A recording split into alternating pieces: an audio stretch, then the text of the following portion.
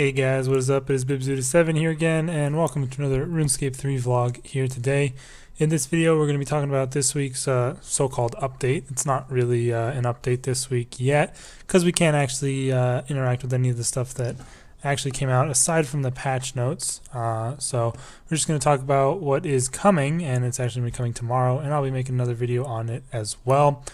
But if you haven't seen it yet, it is the Weapon Diversity Beta, and I was kind of looking forward to this when I first saw it, when I saw the title, and I was like, oh cool, because they talked about this a lot in the past, and I'm kind of surprised to see it actually coming so soon, because they haven't really talked about it recently much. But the beta starts tomorrow, so I'll make a video while I'm in the beta and show off the changes and stuff, although it's not going to be too much to show off itself rather than what I'm talking about, like aside from what I'm going to talk about today. But I do want to just to check it out and see what the beta is like. Glad to see also that they're doing another beta. They're going to be doing a beta for the bank rework stuff later on this year, and I'm glad that they're not shying away from doing more betas, as it's definitely something they should lean on when they have the ability to, especially for large game changes. But anyways, there are several changes that are going to be added to many different types of weapons that will give them sort of a special effect to improve them in combat, or give them at least some sort of niche use, or at least that's their goal with this. And I'm not so sure they actually have accomplished that, but I'll discuss that more as we go here. So I'm just going to go through right now, list each of the changes and what they're going to be, and then talk about my thoughts on each of them. So first off, we have the Daggers. So for Daggers, you will have a chance for the auto attack to proc after every time you use an ability. That's basically a summary. So every time you hit with an ability, there's going to be a 5% chance that the auto attack of your dagger will proc as well, dealing that damage to the target on top of it. So yeah, pretty basic little change there, but it isn't going to be a huge amount of damage because it's only a 5% chance, but it can happen with both a main hand and an offhand dagger. So I think it's 5% chance like on each, so not necessarily both at once. But yeah, that one, I don't know, sounds okay, I guess. But the problem with these is, like, for a lot of these, like, there's no high level daggers in the game. If you go to the wiki and search daggers, you'll see, I think the highest level ones are probably just dragon daggers, right? Oh, apparently, there's crystal daggers. I didn't realize that. Wait, the Blade of Namora and Avarice are considered daggers? Well, look at that. It shows what I know about the game. But, okay, so I guess there is a decently high level in terms of dagger. They really don't look like daggers. Wow, that's weird. But then there's also the attuned crystal daggers, which I honestly have never really used the crystal weapons too much, or the attuned ones rather, so those always kind of escape my mind when I'm thinking about weapons. But anyways, that's the daggers. For the spears, there's a very simple change. All bleed effects will now last 50% longer, which applies to obviously the melee bleeds here. We have Slaughter, of course, and then Dismember. Those are the two that would obviously come to mind, but also Blood Tendrils is a bleed, technically, so that would also be affected. And this is just going to be a change to your switchscape. Previously, people would use a lunging switch for their Dismember, and now you're going to be wanting to put that on a spear and use that for all your bleeds for some more switchscape, which I don't really like that much, but since bleeds aren't super useful at a lot of high-level bosses, that's not going to be too annoying. Just a little bit of an annoyance. I just don't really like having to switch so many different weapons, because you'll have your main two-hander, your dual wield, and then your spear for your bleeds. Just like meh. But for spears, I'm not sure if there are I'm not gonna claim that there aren't before I check here, but yeah, I knew this, but the highest level spear is, of course, the Superior Vesta's Spear, which you can upgrade with the Ancient Warriors Equipment patch to tier 88. Outside of that, there's the Mizuyari, which is 85, and the Chaotic Spear. So that one, pretty simple, and I guess whatever, since there's already a bleed switch that people do use. Scimitars is what they list next, and this one is like super long and confusing, but basically, if you have a main hand scimitar, 5% of your criticals will be applied as a dot afterwards that lasts 7.2 seconds. That's like a really long dot, I'm pretty sure, compared to other ones. Oh, I guess Slaughter's a 6-second dot. Well, never mind. But still, so if you deal, they give the example, if you deal 1k damage with a crit, you'll deal 100 damage over 7.2 seconds following that. So it doesn't really sound like a whole lot of a buff to the damage. Like, you don't crit a whole lot, and so if you do a 10k crit, which is, you know, you probably have to be zerked and stuff to hit that. If you hit a 10k crit, it'll be another 1,000 damage, and that's if you're dual wielding. If you're dual wielding, it's 10% of it, so 5% is if you're not dual wielding. But yeah, if you hit a 10k crit, which, you know, doesn't happen a whole lot as far as I know, you'll be dealing an extra 1k damage over time after that. So, you know, 10% extra crit damage essentially is how it works out to be. And it does apparently refresh it. I'm not sure. The way they talk about it is a bit confusing, but they say if you deal 1k damage with a crit, a dot of 100 is applied, and if you deal another 1k damage in the middle of that dot, it is then refreshed, and you'll deal 150 damage over that longer duration. So I don't get how it goes from 100 and then another crit of the same amount only increases it by 50%, but, you know, that's the example they list. Though for scimitars, I'm pretty sure there is no high-level scimitars. I'll be very surprised if there is. Let me quickly check on the wiki here.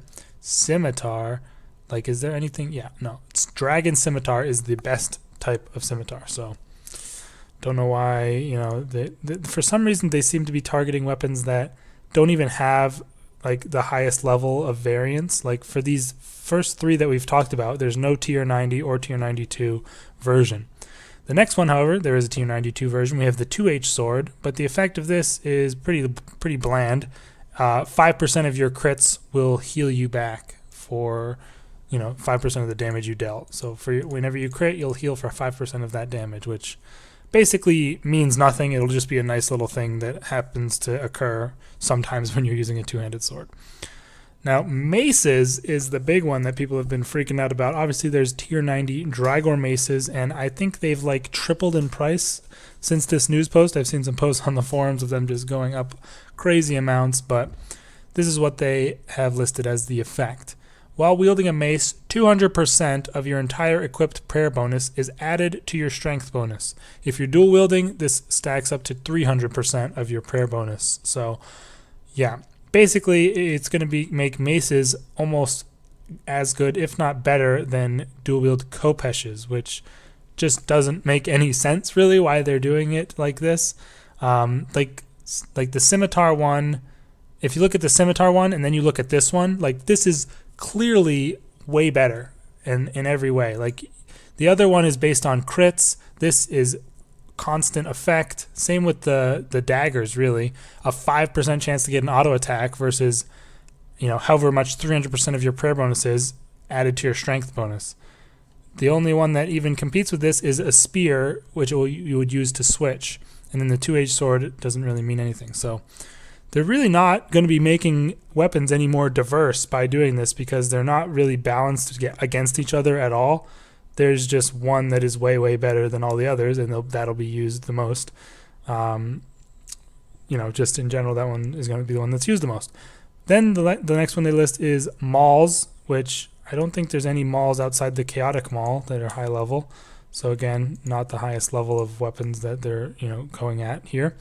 And basically you'll get plus 5 tiers of damage, but minus 5 tiers of accuracy. So that kind of sucks for the way mauls are right now, to be honest. Considering the annihilation weapon from Bounty Hunter is a maul. Okay, well, the more you know.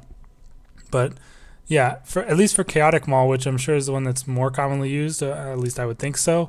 You kind of need that tier 80 accuracy if you want to be doing some of the mid-levels of PVM, and losing that for more damage is generally going to be a downgrade for, at least for the chaotic maul. I don't know about the annihilation, but that doesn't seem like a great effect, to be honest. And then for range, they have some really strange ones. for a short bow, basically the closer you are with your short bow, you're going to be dealing more damage, up to 6% more damage if you're right next to them in MD, which I think is pretty hilarious because they're basically turning the ranged weapons into melee weapons. There's a pretty funny funny thing on Reddit with like a little meme about that. That one just seems weird. I don't know. Like, why would you want to have to be MD when you're using range? Oh well, but for the shield bow, they're going to make it so that your defensive abilities require, like, the wording on this is tough, but basically you're only going to require 40% adrenaline to use defensive threshold or 80% adrenaline to use ultimates, which is interesting, I guess. I'm not sure that there is going to be any good effects from that. Hold on one second, let me just reply to this chat.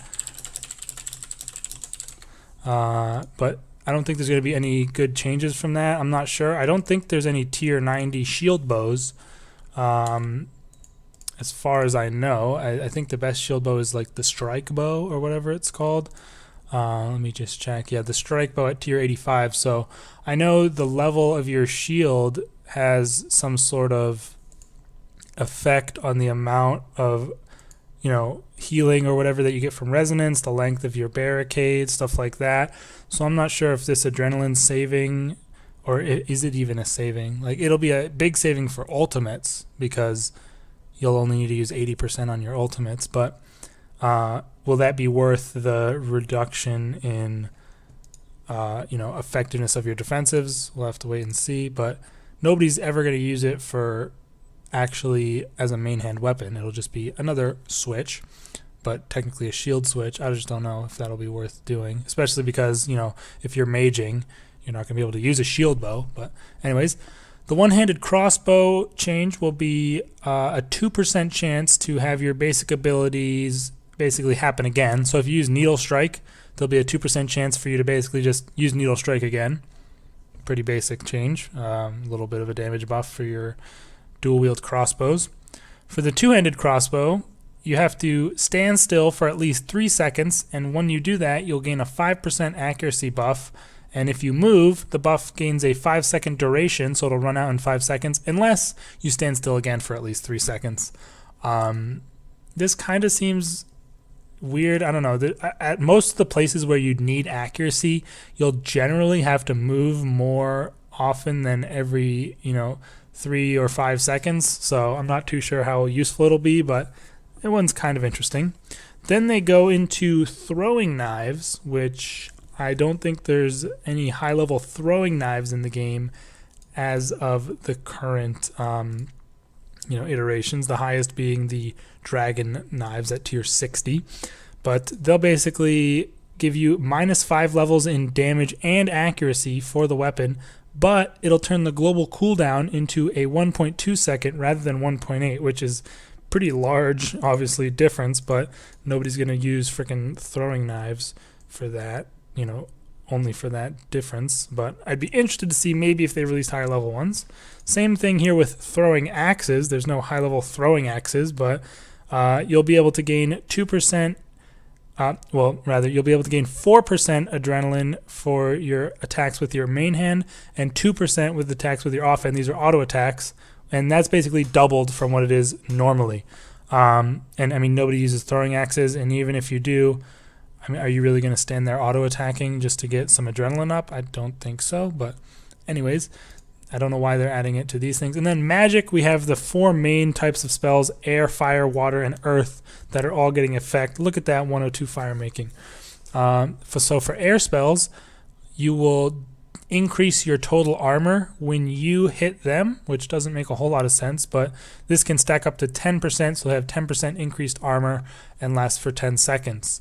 Pretty useless. Armor isn't super useful in the game, but that's just a thing, and you'll never use this because of the other effects pretty much. So for fire spells, you'll have a 5% chance on hit to apply a bleed, which will be kind of like combust and will last a certain duration but not override or be overridden by any other bleeds except for itself. So you'll still be able to have your bleeds be used without overriding this damage. and that's basically just a buff to fire spells, will give you more damage. Water spells have probably one of the worst ones in the entire list here, where when you kill something, you'll be able to walk over a water globe that they drop upon death to heal for 2% of your health. So this is pretty much completely useless almost anywhere I can think of. Like even on Slayer, you're going to want to be using the ones that give you more damage rather than these 2% healing water globes that you have to walk on. Very strange one there. And then earth spells are ridiculously strong. While your target is stunned or bound, you will deal 20% more damage to them. 20%! That is a ridiculous amount of more damage. Like, that's half of a sunshine's worth. So basically, whenever you asphyx, you'll just get a nice 20% damage bonus.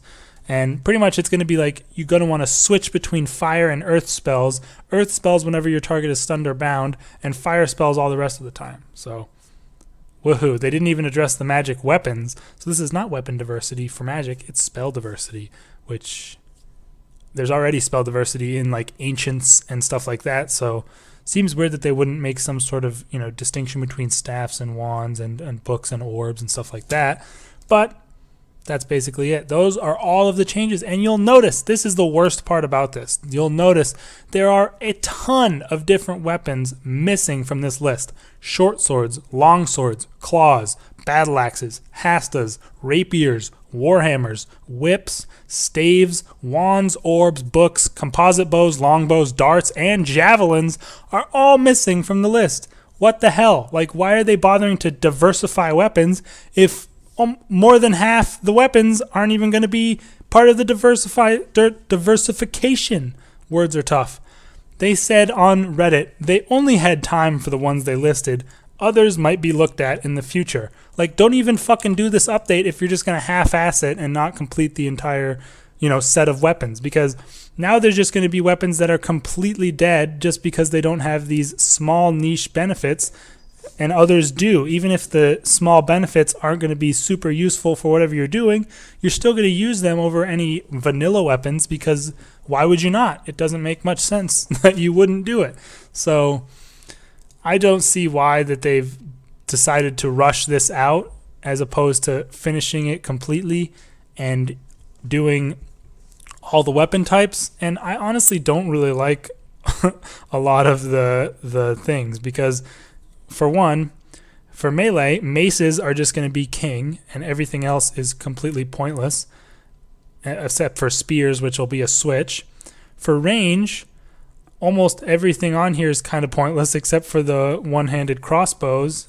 The one-hand crossbow is going to be the only one that's really, worth noting, and that's going to be obviously making yourself just do a little bit more damage by replicating your attacks. And those are the only two that have a really high level of weapon. They don't do anything with longbows in this, importantly.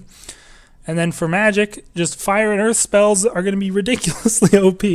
Mainly earth spells, rather, are going to sound like they're going to be ridiculously OP. Water spells are near useless. Air spells are pretty much completely useless. And fire spells are going to be your new main spell. So, I don't know. I really don't like this, to be honest with you. Like, it just seems they've rushed this out. They haven't really thought through some of these effects, and you know that they're going to use this diversification as an excuse to make the next 2 or 3 years worth of bosses just drop the same tier of shit but as different weapon types, which I am not looking forward to at all. I really don't think that they should be doing this without doing it for all the weapons, and at the same time, it doesn't really seem like it'll be worth having all the new bosses drop all these types of different versions of the same levels of weapons just for this diversification. It's just my opinion on it.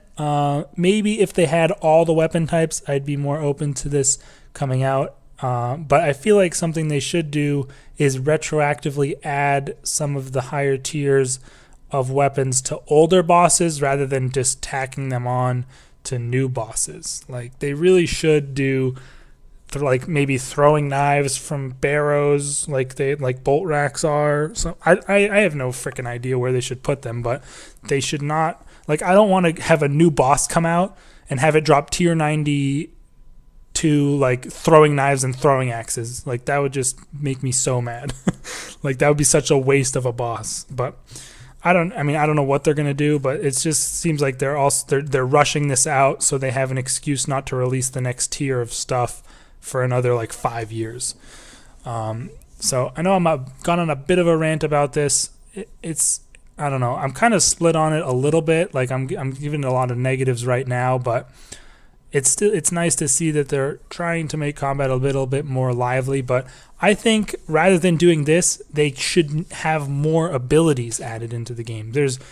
Compared to some other games, like there are painfully few abilities in this game, and there could be a lot more. And I don't know. I just feel like they really should stop freaking mutating abilities and add new ones, because that would diversify combat a lot more if they added new creative like abilities that can, I don't know, I don't have ideas for them, but I feel like they could have a lot more cool and interesting abilities added, rather than just making the weapons slightly different from each other and then one is the best and the rest are useless. Like that's pretty much how it's going to be with this current design. So again, I'll definitely make it a video on the beta tomorrow. We can test out some of these things, but based on this doc, it just doesn't seem like it's going to be that great. There were also some patch notes, although pretty much all of them were irrelevant. There's just 2 here that I wanted to mention off.